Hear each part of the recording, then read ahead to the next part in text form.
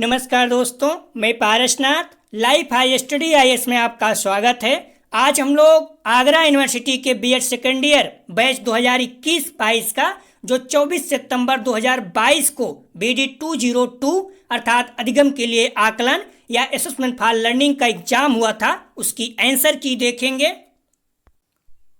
यह पेपर 80 अंक का था। 100 प्रश्न दिया गया था, 50 प्रश्न हल करना था, अर्थात एक प्रश्न 80/50 बराबर 1.6 अंक का था। इस पेपर में पास होने के लिए 40% अंक अर्थात 32 अंक या फिर 40% प्रश्न अर्थात 20 प्रश्न सही होना चाहिए। कुल मिला के पास होने के लिए इस पेपर में 32 अंक या 20 प्रश्न सही होना चाहिए। बुकलेट सीरीज आप लोग ध्यान रखना ए है, बुकलेट सीरीज ए है। आप लोग ध्यान रखना ओमार आंसर सीट नंबर यहाँ पर जरूर लिखें, क्योंकि यदि आपकी ओमार सीट खो गई या फिर आपके मार्कशीट में MW आ गया तो यहाँ पर यदि आप ओमार सीट नंबर लिखे रहोगे तो ओमार सीट ढूंढने में आसानी होगी या MW ठीक कराने में आसानी होगी। आपकी अटेंडेंस प्रूफ के रूप में यह काम करेगा, क्योंकि MW का मतलब ही होता है आपने एग्जाम दिया था लेकिन आपके अंक यूनिवर्सिटी को नहीं मिले हैं। RDEN, MW, PMW इत्यादि के विषय में यदि आप जानकारी चाहते हैं तो प्लेलिस्ट में जाकर देख सकते हैं। ध्यान रखना आप लोग, कोशिश किया गया है कि सभी प्रश्न सही हों। एक दो प्रश्न ऐसे हैं जिनका आंसर आप क्लियर बता नहीं सकते कि क्या होगा, यूनिवर्सिटी पर निर्भर करेगा, तो आप लोग परेशान मत होना। ऐसे एक दो प्रश्न ही हैं। यदि किसी प्रश्न में आपको संदेह है तो कमेंट सेक्शन में जरूर बताएं, फिर से चेक किया जाएगा। आप लोग देख सकते हैं यह पेपर 100 अंक का था। टर्म एग्जाम 80 अंक का अर्थात जो आप पेपर देने जा रहे हैं 80 अंक का था। इंटरनल असेसमेंट 20 अंक का था। ठीक है, तो यह पेपर कुल मिला के 100 अंक का था। 1.5 घंटे अर्थात 90 मिनट समय था। 100 प्रश्न दिया गया था, 50 प्रश्न हल करना था। आप लोग ध्यान दीजिएगा, हम लोगों ने इस पेपर का जो प्रैक्टिस सेट हल किए थे उसमें 80+ प्रश्न, ध्यान रखना 80+ प्रश्न अपने प्रैक्टिस सेट से ही सीधे सीधे आए थे और आपको 100 प्रश्न में से 50 प्रश्न हल करना था। इसीलिए कहता हूं कि आप लोग बुक और मॉडल पेपर को अच्छे से स्टडी कीजिए और मेरे साथ प्रैक्टिस सेट हल कीजिए। अपने आप पे विश्वास रखिए, आप लोगों के बहुत अच्छे अंक आएंगे। प्लीज़ आप लोग वीडियो को ज़्यादा से ज़्यादा शेयर कीजिए जिससे सभी लोगों को लाभ हो सके। यदि आप लोग चैनल को सब्सक्राइब नहीं किए तो चैनल को सब्सक्राइब कीजिए तथा वीडियो को लाइक और शेयर जरूर कीजिए, इससे मोटिवेशन मिलता है। आइए देखते हैं प्रश्नों को। पहला प्रश्न है, आकलन सूचना संग्रहण तथा उस पर विचार विमर्श की प्रक्रिया है। किसने कहा? आकलन सूचना संग्रहण तथा उस पर विचार विमर्श की प्रक्रिया है, किसने कहा? तो इसका सही जवाब हो जाएगा सी, हुब्रा एवं फ्रीड। अगला प्रश्न है दूसरा, निम्नलिखित में से कौन सा कथन सत्य है? तो इसका सही जवाब हो जाएगा डी, उपरोक्त सभी। आकलन लोगों से सूचना एकत्रित करने की प्रक्रिया है। बी, या पूछताछ प्रक्रिया का पहला पद है। सी, या पृष्ठपोषण के लिए उपयोग किया जाता है। तो इसका सही जवाब हो जाएगा 2 नंबर का डी, अर्थात सभी। तीसरा प्रश्न है, निम्नलिखित में से कौन सी विशेषता आकलन की नहीं है? ध्यान रखना आप लोग, नहीं है, आकलन की विशेषता नहीं है। तो इसका सही जवाब हो जाएगा 3 का सी, कठिनाई जो है ये आकलन की विशेषता नहीं है, बाकी वैधता, विश्वसनीयता, वस्तुनिष्ठता ये है। तो इसका सही जवाब हो जाएगा सी, कठिनाई। 3 का सही जवाब है सी। अगला प्रश्न है 4 नंबर, आकलन का पहलू जिसको बार बार प्रशासित करने पर समान परिणाम आता है कहलाता है। तो इसका सही जवाब हो जाएगा बी, विश्वसनीयता। अगला प्रश्न है 5 नंबर, निम्नलिखित में से कौन सी प्रक्रिया परीक्षण की विश्वसनीयता को प्रभावित करती है? तो इसका सही जवाब हो जाएगा 5 का सी, परीक्षण की लंबाई। ध्यान रखना 2021 में भी ये बीएड में प्रश्न आ चुका था। अगला प्रश्न है 6 नंबर, आकलन का क्षेत्र क्या है? तो इसका सही जवाब हो जाएगा 6 का सी, उपरोक्त सभी। ए, शैक्षिक उपलब्धियों की पहचान करना। बी, व्यक्तिगत विभिन्नताओं की पहचान करना। तो दोनों सही है। आकलन का क्षेत्र क्या है? तो इसका सही जवाब हो जाएगा 6 का सी, उपरोक्त सभी। अगला प्रश्न है 7 नंबर, वर्ष के अंत का आकलन कहलाता है। तो इसका सही जवाब हो जाएगा बी, योगात्मक आकलन, समेटिव असेसमेंट। ध्यान रखना प्रश्न रिपीट कर रहा है, 2021 में ये भी प्रश्न आ चुका है। 8 नंबर, सतत एवं व्यापक मूल्यांकन कहलाता है। तो इसका सही जवाब हो जाएगा ए। 8 का सही जवाब है ए, औपचारिक आकलन। अगला प्रश्न है 9 नंबर, निम्नलिखित में से आकलन का मुख्य उद्देश्य कौन सा है? तो इसका सही जवाब हो जाएगा 9 का बी, शिक्षण अधिगम प्रक्रिया की कमजोरियों को पहचानना। 9 का सही जवाब है बी। अगला प्रश्न है 10 नंबर, मापन का सबसे निम्न स्तर कौन सा है? तो इसका सही जवाब हो जाएगा सी, नामित स्तर जो है मापन का सबसे निम्न स्तर है। और सबसे उच्च कौन सा है? तो अनुपात, ध्यान रखना। तो सबसे निम्न कौन सा है? नामित। तो 10 का सही जवाब हो जाएगा सी।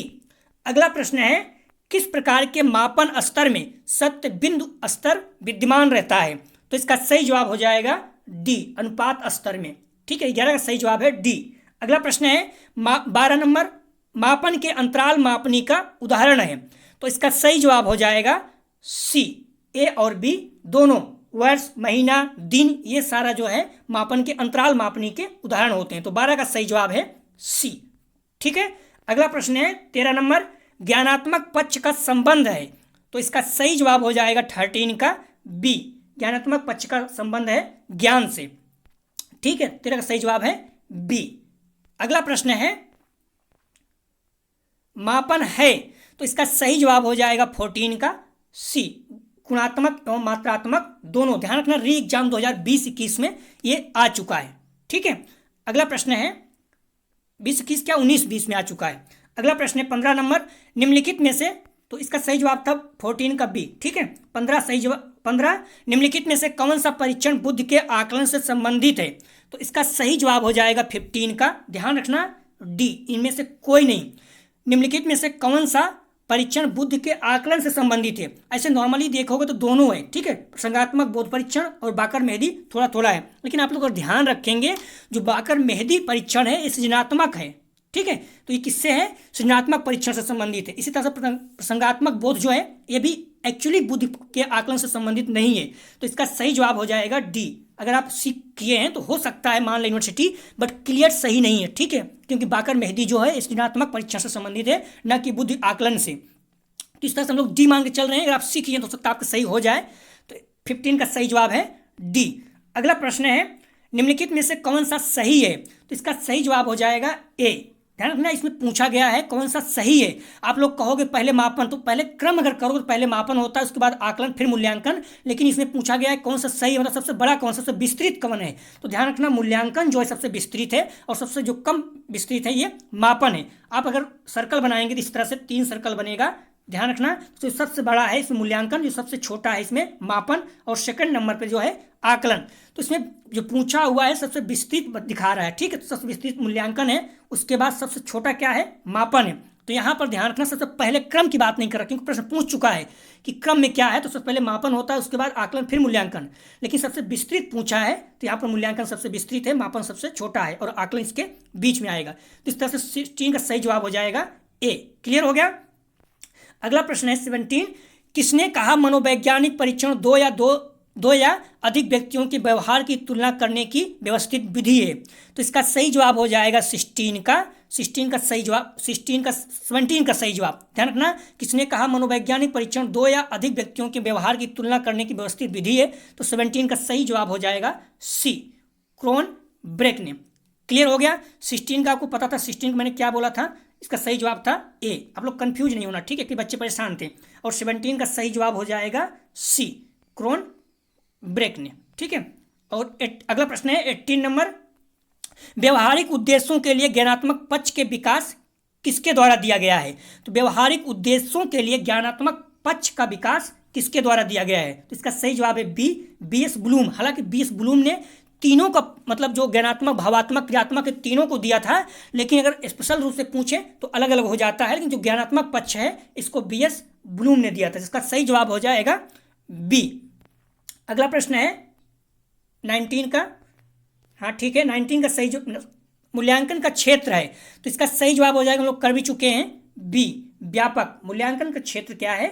व्यापक है। 19 का सही जवाब हो जाएगा बी। अगला प्रश्न है, निम्न में से कौन सा मूल्यांकन का कार्य नहीं है? ध्यान रखना, कार्य नहीं है, यहाँ पर नहीं पूछा है। तो इसका सही जवाब हो जाएगा 20 का ए, छात्रों की एकता का निर्माण, यूनिटी, ये इसका जो है मूल्यांकन का कार्य नहीं है।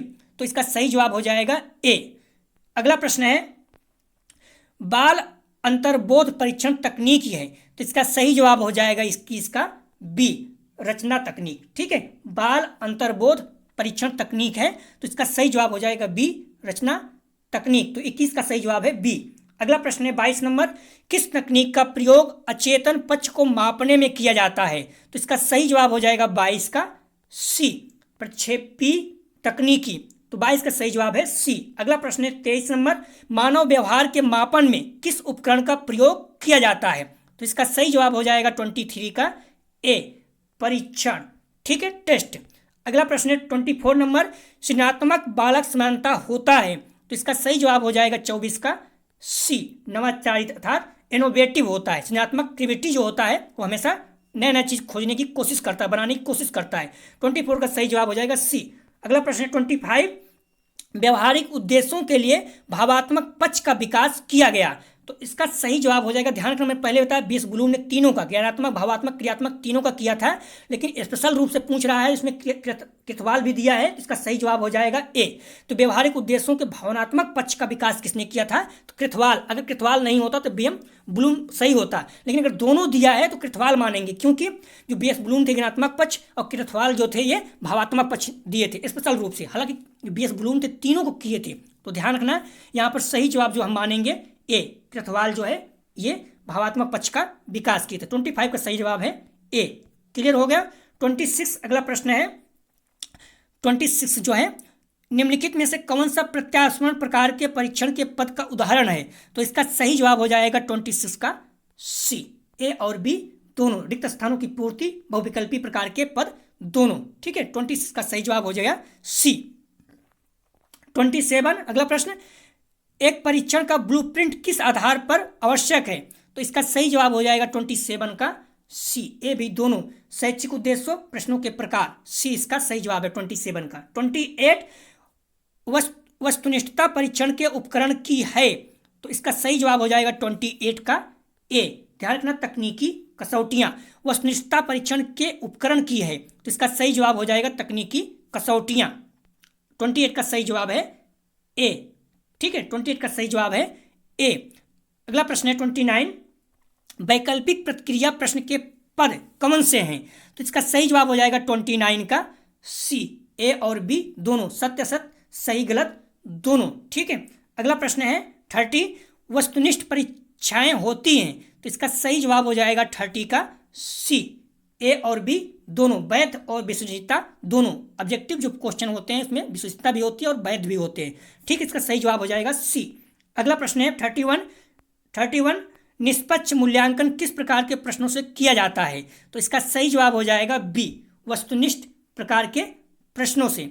अगला प्रश्न है भावात्मक पक्ष के उद्देश्यों को किस वर्ष में वर्गीकृत किया गया है? तो इसका सही जवाब हो जाएगा 32 का बी, 1964। 1964-65 दोनों था, तो आप लोग ध्यान रखना 1964-65 दोनों था, लेकिन अगर 65 नहीं है तो 1964 इसका सही है। आप लोग बुक में भी जाकर देख सकते हैं, ठाकुर पब्लिकेशन में पेज नंबर 72 पर, तो उसमें जो है 1964 दिया गया है भावात्मक पक्ष का। ठीक है, तो आप लोग परेशान मत होना, 32 का सही जवाब है बी।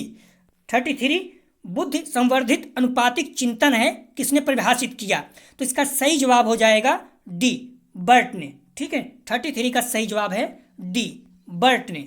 अगला प्रश्न है 34, निम्नलिखित में से प्रशंसा संबंधित है, तो इसका सही जवाब हो जाएगा 34 का बी, भावात्मक। आप लोग देखते भी वो लोग किसी की प्रशंसा करके उसकी भावनाओं को भावनाओं के साथ खेलते हैं, तो प्रशंसा करके बहुत से काम अपना निकलवा लेते हैं, जो चतुर लोग बोलते हैं तो वो लोग करते हैं। तो प्रशंसा जो है सबको अच्छी लगती है, तो प्रशंसा संबंधित है भावात्मक पक्ष से। ठीक है, 34 का सही जवाब हो जाएगा बी। 35 अगला प्रश्न है, प्रश्न का पद विश्लेषण किया जाता है, तो इसका सही जवाब हो जाएगा 35 का ए, अच्छे परीक्षण पदों के चयन है। 35 का सही जवाब है ए। अगला प्रश्न है 36, थर्स्टन ने कितने प्रकार के मानसिक योग्यताओं का प्रतिपादन किया? तो इसका सही जवाब हो जाएगा 36 का डी, 7। ध्यान रखना एमएट 2022 में भी ये प्रश्न आ चुका है, एमएट का जो एग्जाम होता है, तो मैं इसमें प्रश्न रिपीट करते रहते हैं। 36 का सही जवाब है डी, 7। अगला प्रश्न है 37, टीएटी का पूरा नाम है, तो 37 का सही जवाब हो जाएगा सी। ठीक है, सी, प्रासंगिक अंतर्बोध परीक्षण। Thematic appreciation test. तो 37 का सही जवाब हो जाएगा सी। अगला प्रश्न है 38, प्रसन्न गुणांक का प्रसार है, तो इसका सही जवाब हो जाएगा 38 का ए, एक -1 से +1 तक। बार बार पूछा जाता है, एग्जाम में भी पूछा गया है 2 बार, तो मोस्ट इंपॉर्टेंट इसे रखिए, आप जरूर देख के जाइएगा। 38 का सही जवाब है ए। अगला प्रश्न है 39, मनोवैज्ञानिक उपकरण का उपयोग किया जाता है, तो इसका सही जवाब हो जाएगा 39 का ए, मानव व्यवहार का अध्ययन, ए इसका सही जवाब है। अगला प्रश्न है निम्नलिखित में से कौन सा कथन सही नहीं है अर्थात गलत है, तो 40 का सही जवाब हो जाएगा बी, क्रमिक मापन का सबसे निचला स्तर है, तो ये गलत है क्योंकि जो नामित मापनी होता है वो सबसे निचला होता है, तो ध्यान रखना क्रमिक मापन का सबसे निचला स्तर है, ये गलत है। ठीक है, तो 40 का सही जवाब हो जाएगा बी। अगला प्रश्न है 41 निम्नलिखित में से कौन सा बोध का कार्य सूचक क्रिया नहीं है, ध्यान रखना नहीं है, तो इसका सही जवाब हो जाएगा सी, प्रत्यास्मरण, सी इसका सही जवाब है 41 का।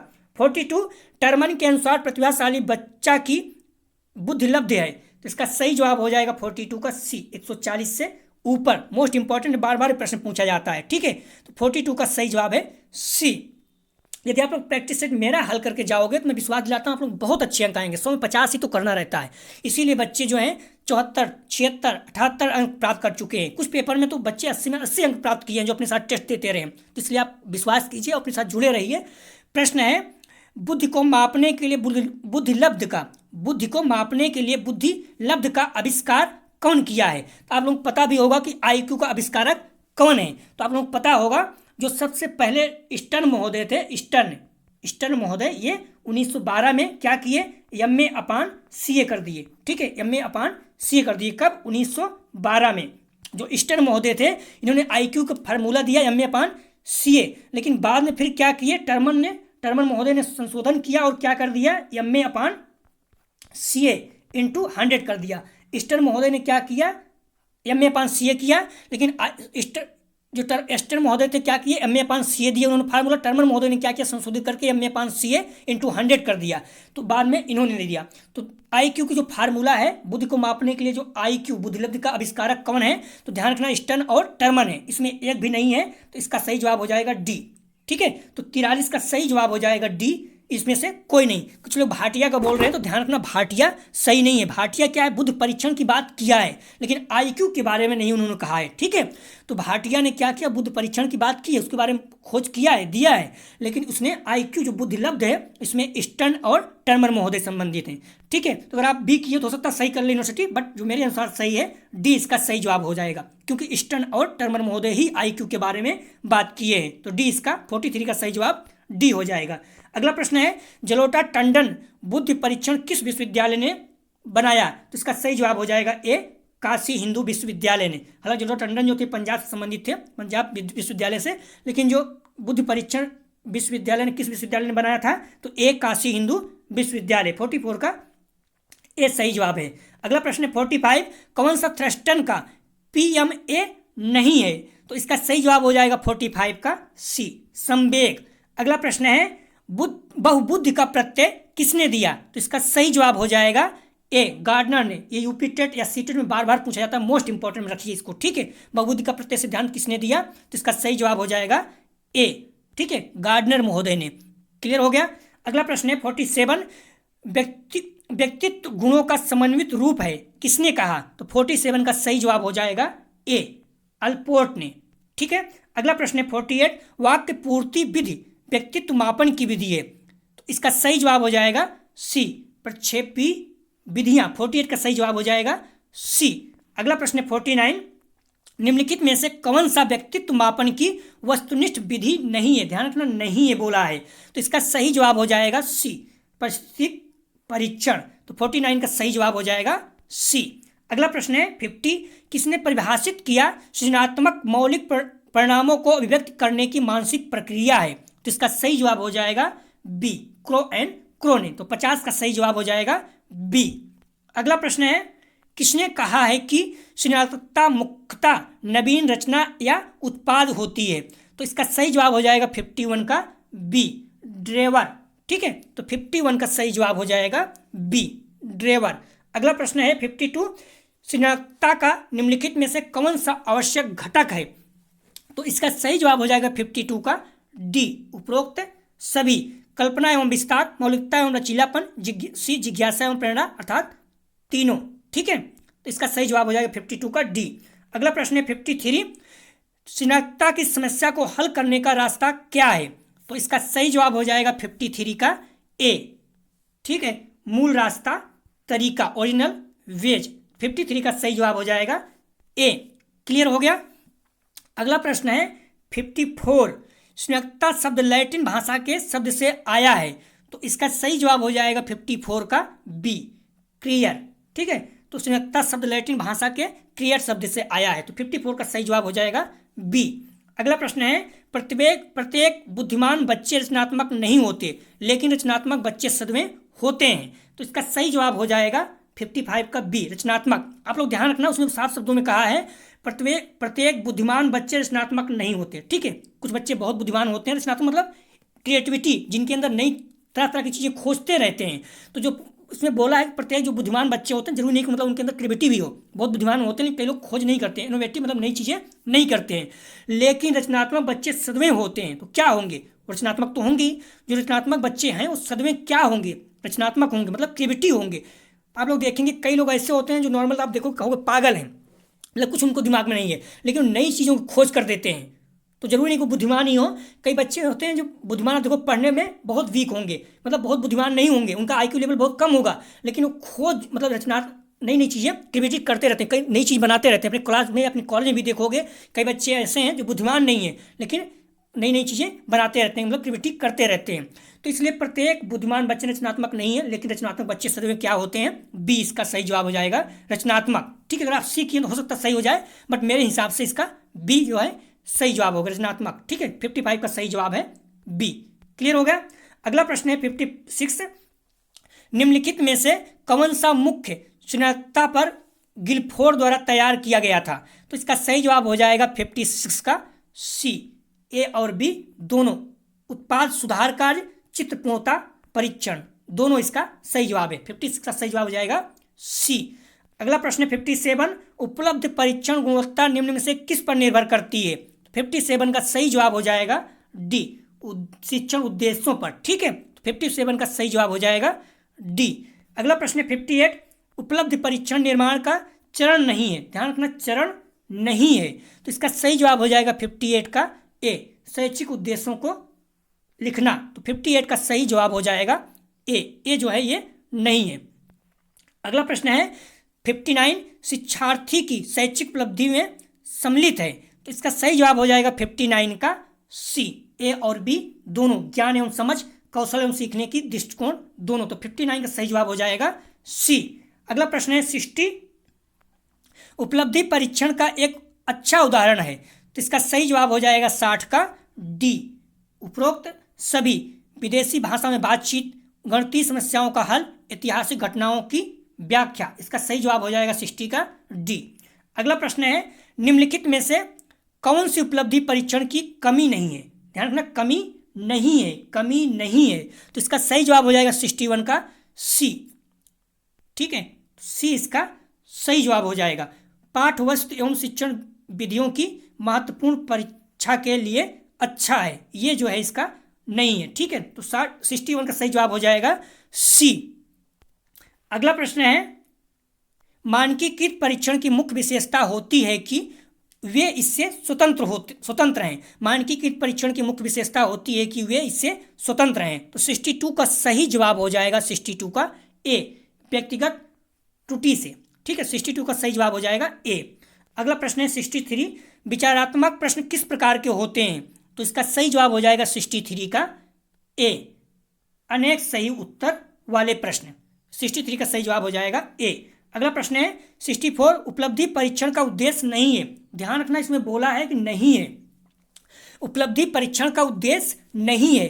तो इसका सही जवाब हो जाएगा मेरे हिसाब से बी, ग्रेड विद्यार्थी तीखा, कमजोर और औसत जैसा। तो ध्यान रखना, उपलब्धि परीक्षण का उद्देश्य नहीं है। जानिए छात्रों ने क्या सीखा, ये तो है।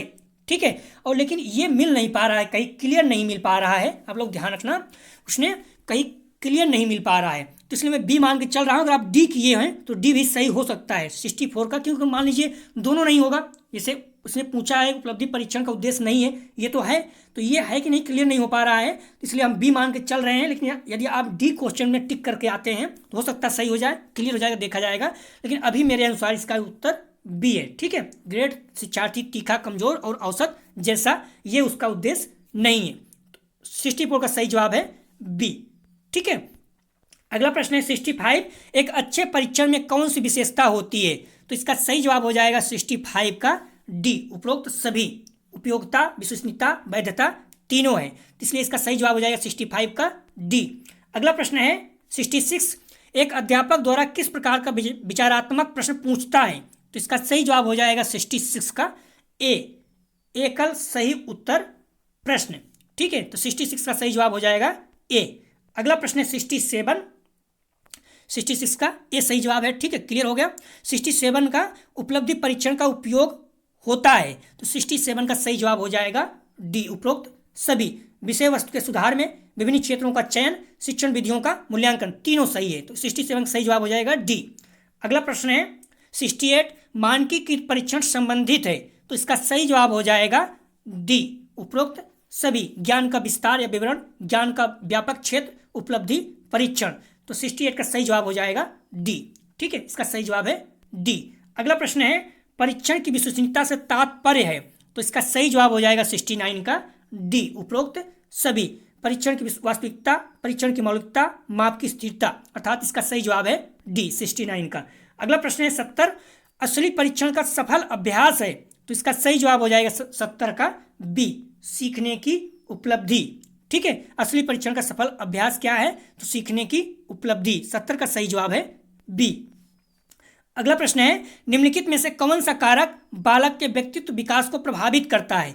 तो इसका सही जवाब हो जाएगा 71 का डी, उपरोक्त सभी, अनुवांशिकता, भौतिक वातावरण, सामाजिक वातावरण, तीनों। ध्यान रखना, एमएन में पूछा जा चुका है इसका प्रश्न, तो बार बार महत्वपूर्ण प्रश्न है। ठीक है, इसको मोस्ट इंपॉर्टेंट में रखना। ठीक है, बार बार पूछा जाता है। 71 का सही जवाब है डी।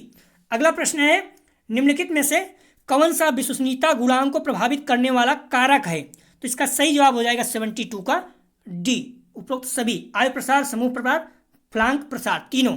ठीक है, सही जवाब है डी।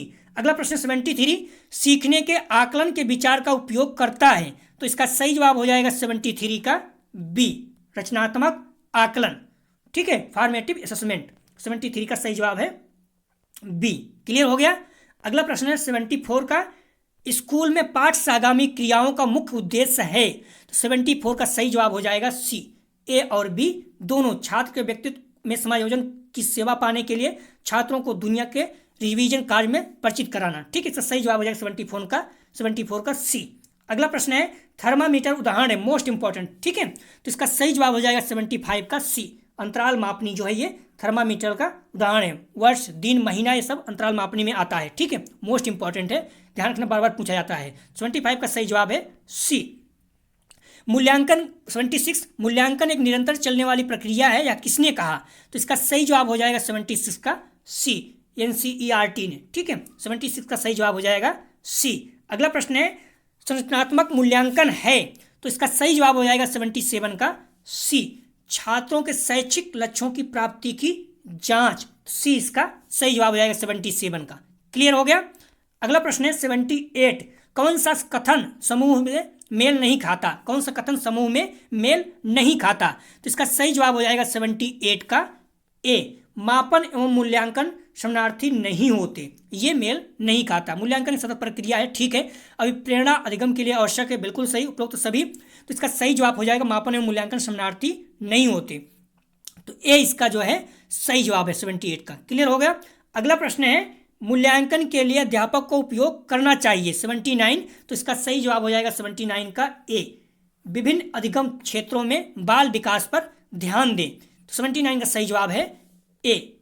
ठीक है, अगला प्रश्न है 80, CBCS, ठीक है, CBCS का पूरा नाम क्या था, फुल फॉर्म क्या है? तो इसका सही जवाब हो जाता है बी, पसंद आधारित मूल्य प्रणाली, चॉइस बेस्ड क्रेडिट सिस्टम, तो 80 का सही जवाब हो जाएगा बी।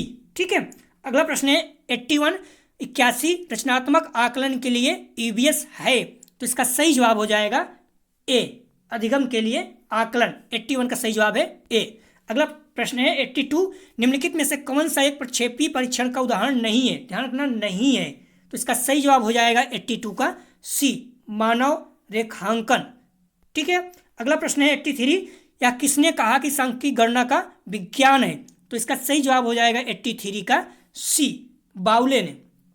ठीक है, किसने कहा कि सांख्यिकी गणना का विज्ञान है? तो सी इसका सही जवाब हो जाएगा बाउले ने। ठीक है, 82 का भी सी सही जवाब था, मानव रेखांकन। 83 का सी हो जाएगा बाउले। और 84 का सांख्यिकी का जन्मदाता है, महत्वपूर्ण प्रश्न बार बार पूछता है, तो इसका सही जवाब हो जाएगा ए, गॉटफ्राइड ने। ठीक है, तो 84 का सही जवाब हो जाएगा ए। ठीक है, 84 का सही जवाब हो जाएगा ए, गॉटफ्राइड ने। अगला प्रश्न है 85, यदि कुछ आंकड़ों का मध्यमान एवं बहुलक 6 और एवं 18 है तो उसकी माध्यिका ज्ञात कीजिए। ध्यान रखना, इसमें जो दिया गया है कुछ आंकड़ों का मध्यमान और बहुलक 6, 18 है, तो मध्यमान कितना है 6 और बहुलक कितना है 18, तो उसकी माध्यिका पूछा है। तो इसका एक फार्मूला होता है, आप लोग पता होगा। बहुलक बराबर क्या होता है? बहुलक को हम लोग एम 0 से कर देते हैं। ठीक है, मॉड बहुलक बराबर क्या होता है? 3 माध्यिका एम ई कर देते हैं। ठीक है, -2 माध्य अर्थात यम। ठीक है, तो बहुलक बराबर क्या होता है? 3 माध्यिका -2 माध्य, इसमें मध्यमान समझ लीजिए आप। ठीक है, तो इसमें पूछा है, कुछ आंकड़े दिए गए हैं तो इसमें मध्यमान और बहुलक दिया गया है, माध्यिका पूछा है, जो फार्मूला इसमें लगा दीजिए। ठीक है, तो बहुलक बराबर क्या होता है? 3 माध्यिका -2 मध्यमान। ठीक है, तो अब मान रख दीजिए, तो बहुलक बराबर कितना दिया है यहाँ पर? 18। ठीक है, बहुलक बराबर कितना दिया है? 18, और 3 माध्यिका यहीं पर रहने दीजिए, और 2 मध्यमान कितना दिया है? 6। ठीक है, तो आप हल कर दीजिए, तो यहाँ पर बहुलक बराबर कितना दिया था? 18 -3 माध्यिका एम ई। ठीक है, -2 मध्यमान कितना दिया था? 6, तो यहाँ पर 18 ही रहने दीजिए, बराबर 3 एम ई कर दीजिए, -12 कर दीजिए। ठीक है, अब इस 12 को इधर लाओगे तो कितना हो जाएगा? जुड़ जाएगा, तो 18 12 कितना हो जाएगा? 30 हो जाएगा। तो 18 इधर आएगा तो 12 प्लस हो जाएगा, बराबर 3 एम ई अर्थात माध्यिका। इसको जोड़ दो कितना हो जाएगा? 30 हो जाएगा, अर्थात 30 बराबर 3 माध्यिका अर्थात एम ई। अब इससे भाग दे दोगे तो कितना हो जाएगा? एम ई बराबर कितना हो जाएगा? 30/3 बराबर 10 हो जाएगा। ठीक है, तो इस तरह से इसका सही जवाब हो जाएगा बी, 10। बहुत आसान है, आप लोग समझ सकते हैं। ठीक है, तो बहुलक बराबर क्या होता है? 3 माध्यिका -2 माध्य या मध्यमान, मान रख देंगे तो आ जाएगा 20 का सही जवाब हो जाएगा। अगला प्रश्न है 86, तो इस तरह से 85 का सही जवाब है बी, 86। अगला प्रश्न है, प्रथम 99 प्राकृतिक संख्याओं का मध्यमान क्या है? तो इसका सही उत्तर हो जाएगा 86 का, आप लोग ध्यान रखना, सी 50। कैसे आया? तो आपको पता होगा मध्यमान बराबर अर्थात माध्य बराबर क्या होता है? संख्याओं का योग अर्थात एफ डी बराबर जितनी संख्या है, ठीक है, बटे एन। तो संख्याओं का योग पर निकाल लीजिए। 1 से 99 तक संख्याओं का योग क्या होता है आप बताइए? तो कई तरीका है, जो सबसे आसान तरीका है प्राकृतिक संख्याओं का योग उसको बता दे रहा हूँ। एन, ध्यान रखना, एन इंटू एन प्लस 1 बटे 2 कर दीजिए। ठीक है, तो इससे प्राकृतिक संख्याओं का योग निकल जाता है। तो 1 से 99 तक अगर संख्याओं का योग निकालो कितना हो जाएगा? मैंने क्या बताया? एन प्लस 1 बटे 2 कर दीजिए। ठीक है, बटे 2 कर दीजिए तो योग हो जाता है। तो एन यहाँ कितना दिया है? 99। ठीक है, और एन प्लस 1 अर्थात 99 प्लस 1 हो जाएगा। ठीक है, बटे कितना हो जाएगा? 2। ये मैं योग निकाल रहा हूँ, अभी ध्यान रखना, मध्यमान नहीं निकाल रहा हूँ। अब यहाँ ध्यान रखो कितना हो जाएगा? 99 इंटू 100 हो जाएगा, क्योंकि 99 प्लस 1 था, बटे 2 कर दो, इससे भाग दो कितना हो जाएगा? 50 बच जाएगा, अर्थात 99 इंटू 50 हो जाएगा। क्लियर हो गया? ये क्या हो गया? प्रथम 99 प्राकृतिक संख्याओं का 1 से 99 संख्याओं का योग हो गया। ठीक है, अब आपको क्या करना है? संख्याओं का योग बटे एन करना था, जितनी संख्या है। तो इसमें क्या था, आया था योग कितना था? 99 इंटू 50। ठीक है, योग कितना था? 99, योग कितना था? 99 इंटू 50। ठीक है, ये योग आ गया था, गुणा कर दो तो आ जाएगा। ठीक है, और बटे कितना करना है? 99, क्योंकि 99 संख्याएं हैं, तो 99 से 99 कट गया, बराबर कितना बचेगा? 50। आप कैसे भी निकाल लीजिएगा, 1 से 99 संख्याओं का योग कर दीजिए, बटे जितनी संख्या है उससे भाग दे दीजिए। ठीक है, तो इसका कितना आंसर हो जाएगा? सी। क्लियर हो गया? अगला प्रश्न है 87, मानक विचलन की माप कौन सी है? तो इसका सही जवाब हो जाएगा 87 का बी, विचलन। ठीक है, मानक विचलन की माप कौन सी है? तो बी इसका सही जवाब हो जाएगा, बी। अगला प्रश्न है, मानक विचलन का सही सूत्र क्या है? तो इसका सही जवाब है सी। ध्यान रखना, ये जो जो ये दिया गया है सूत्र, ये संक्षिप्त विधि का है, मानक विचलन के संक्षिप्त विधि का सूत्र है। आप लोग कंफ्यूज मत होना, क्योंकि आप लोग सोचोगे कहीं गलत तो नहीं दिया है, लेकिन ध्यान रखना ये मानक विचलन की जो संक्षिप्त विधि है उसका सूत्र दिया गया है। वैसे नॉर्मली आप लोग मानक विचलन का सूत्र देखोगे तो कुछ और दिया रहता है। क्या रहता है पता है आपको? यहाँ पर सिग्मा डी स्क्वायर बटे एन, ठीक है, और माइनस कोष्टक के अंदर सिग्मा डी बटे एन पूरा कोष्टक बंद, सारा अंडर रूट रहता है, ठीक है, ये सूत्र रहता है। सिग्मा डी स्क्वायर बटे एन माइनस कोष्टक के अंदर सिग्मा डी बटे एन पूरे का वर्ग अंडर रूट, ठीक है, ये जो है मानक विचलन का सूत्र है। लेकिन यहाँ पर जो ये सूत्र दिया गया है ये भी सही है, अगर वो नहीं दिया गया, क्योंकि ये मानक विचलन की संक्षिप्त विधि का है, ठीक है। तो इसका सही जवाब हो जाएगा सी। आप लोग बुक में जाके देख सकते हैं। किसने कहा दो चरों के मध्य, ध्यान रखना, किसने कहा दो चरों के मध्य संबंध की मात्रा के संख्यात्मक सूचकांक को सहसंबंध गुणांक कहते हैं? 89 का, तो इसका सही जवाब हो जाएगा ए। चैपलिन महोदय ने कहा था, चैपलिन महोदय ने कहा था। आप लोग बुक में जाके देख सकते हैं, ठीक है। 263 पेज पे ठाकुर पब्लिकेशन में जाएंगे, सीधा सीधा उनका कथन है चैपलिन महोदय का।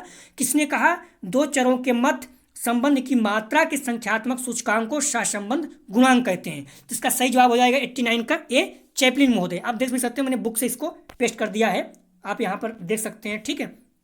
चैपलिन महोदय ने, मैं फिर से कह रहा हूँ, ठाकुर पब्लिकेशन 263 पेज पे जाओगे नई बुक में तो मिल जाएगा। चैपलिन ने कहा था दो चरों के मध्य संबंध की मात्रा के संख्यात्मक सूचकांक को सहसंबंध गुणांक कहते हैं, तो इसलिए इसका सही जवाब हो जाएगा चैपलिन। क्लियर हो गया? 89 क्वेश्चन था, ठीक है। 89 का सही जवाब हो जाएगा, 89 का सही जवाब हो जाएगा ए, चैपलिन महोदय। क्लियर हो गया? अगला प्रश्न है 90। यदि सहसंबंध गुणांक का मान +95 है तो यह क्या कहलाएगा? तो इसका सही जवाब हो जाएगा 90 का सी, अति उच्च सहसंबंध, ठीक है। तो 90 का सही जवाब हो जाएगा सी। अगला प्रश्न है 91। सहसंबंध गुणांक की गणना करने के लिए कमांतर विधि का विकास किसने किया? तो इसका सही जवाब हो जाएगा 91 का सी, स्पीयरमैन, ठीक है। 91 का सही जवाब हो जाएगा सी, स्पीयरमैन। क्लियर हो जाएगा आप लोगों को? तो यहाँ पर क्या बोल रहा है? रैंकिंग डिफरेंस मेथड, ठीक है। तो कमांतर विधि का विकास किसने किया? तो स्पीयरमैन ने। इस चीज़ को ध्यान रखना, ठीक है। इसको अंतराल भी कहते हैं, ठीक है, अंतराल विधि का, ठीक है। तो किसने किया? 91 का सही जवाब हो जाएगा सी, स्पीयरमैन। 92। CGPA का पूरा नाम अर्थात फुल फॉर्म क्या है? तो इसका सही जवाब हो जाएगा बी, कैमुलेटिव ग्रेड पॉइंट एवरेज। तो 92 का सही जवाब हो जाएगा बी। अगला प्रश्न है 93। निम्नलिखित में से कौन सी प्रोडक्ट मूवमेंट विधि नहीं है? ध्यान रखना, नहीं है। तो इसका सही जवाब हो जाएगा सी, विकर्ण आरेख विधि। तो 93 का सही जवाब हो जाएगा सी। अगला प्रश्न है भाटिया बैटरी बुद्ध परीक्षण में कितने उप परीक्षण हैं? तो भाटिया बैटरी बुद्ध परीक्षण में कितने उप परीक्षण हैं? तो इसका सही जवाब हो जाएगा 94 का डी, 5 उप परीक्षण है, ठीक है। अगला प्रश्न है जेड स्कोर में समूह का मध्यमान सदमें होता है? समूह का, ध्यान रखना, समूह का मध्यमान सदमें होता है। तो इसका सही जवाब हो जाएगा 95 का ए, ठीक है, शून्य होता है। आप लोग ध्यान रखना, जेड स्कोर में समूह का मध्यमान सदमें होता है, तो इसका सही जवाब हो जाएगा शून्य, ए, ठीक है। ए इसका सही जवाब है, शून्य होता है। मध्यमान की बात कर रहा है, ठीक है, जेड स्कोर के मध्यमान इसका क्या होता है? शून्य होता है। 95 का सही जवाब हो जाएगा ए, ठीक है। अगला प्रश्न है स्टेनाइन स्कोर का प्रसार क्या है? तो 96 का सही जवाब हो जाएगा बी, 1 से 9। अगर स्टेन होता तो 10, क्योंकि यही री एग्जाम 2020 से पूछ चुका, मैं इसलिए बता रहा हूँ। स्टेन होगा तो 10, स्टेनाइन होकर लोग कन्फ्यूज रहते हैं। स्टेनाइन मतलब ये होता है 9, ठीक है। तो 96 का सही जवाब हो जाएगा बी, 1 से 9 तक, ठीक है। तो बी इसका सही जवाब है। 97 जेड स्कोर का प्रसार क्या है? तो 97 का सही जवाब हो जाएगा सी, -3 सिग्मा से +3 सिग्मा तक, ठीक है। तो 97 का सही जवाब हो जाएगा सी, -3 सिग्मा से +3 सिग्मा तक। तो 97 का सही जवाब हो जाएगा सी। अगला प्रश्न है 98। टी प्राप्तांक के प्रयोग का सुझाव किसने दिया? तो इसका सही जवाब जो है कहीं 100% क्लियर नहीं मिल पा रहा है, लेकिन बी मैं कॉल मान के चल सकते हैं, ठीक है। 98 इसका प्रयोग का सुझाव किसने दिया था? क्लियर नहीं 100%, लेकिन बी मान के चल रहे हैं। यदि आप डी किए तो हो सकता है, क्योंकि विलियम सिली गोसेट जो थे, अगर गूगल पे देखोगे तो विलियम सिली गोसेट ने इसका स्टूडेंट छद्म नाम से प्रकाशित किया था 1908 में, लेकिन प्रयोग का सुझाव किसने दिया क्लियर मिल नहीं पा रहा है। तो बी इसका मान के चल सकते हैं मैक कॉल, ठीक है। लेकिन अगर आप डी किए हैं तो हो सकता है आपका भी सही हो जाए, क्योंकि क्लियर इसका टी प्रयोग के सुझाव किसने दिया, क्लियर नहीं मिल पा रहा है, तो बी इसका मान के चल रहे हैं अभी मेरे लिए। अगर आप डी किए तो आपका सही हो सकता है, ठीक है। तो टी प्रेरितांकों के प्रयोग का सुझाव किसने दिया, बी मैक कॉल ने। अगला प्रश्न है 99, वस्तुनिष्ठ परीक्षणों का मुख्य दोष क्या है, तो इसका सही जवाब हो जाता है डी, भाव प्रकाशन में असमर्थता।